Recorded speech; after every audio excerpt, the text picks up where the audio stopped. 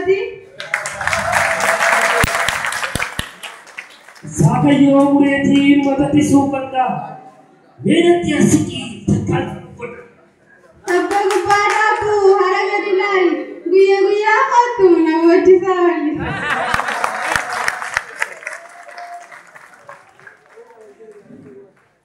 Keenya maayaa golaa namuutuu wallaalu fuula keetiin oola kan daawwitii caalu. Kottu jettee meena yaamini. Jiraaddu nan dhufa duuti nan saamini.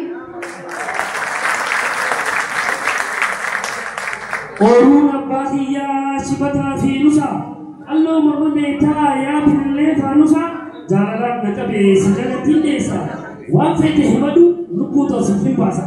Hoggaa dheereetu daawwitii naaf fiti. Ergisaan godhini ifumaa naaf fiti.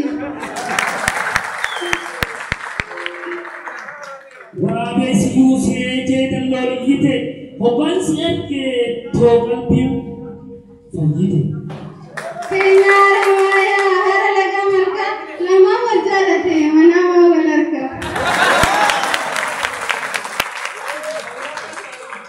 Oromoo gurrannee gurraacha akka tokko suba tolchaa oolte maleekaa kuma tokko biteetiin siif erga shittoo beekaa tokko. Keenyaa Roogalaa keessa gandeessa afaan waliin qabnu rabbiin nama keessa. Abbaan jibaadhaa bee qataaraallee taatu abassuma kasaaraallee taatu. Sumsummiin gubatu nama kirkirfata hiyyeessi nifatu nama dagalfata. Adaree irratti shanii maaliin gabbarani? Itillee gurraatti gurra qabiyyaa fi si malee meeruun yaada malee rafi.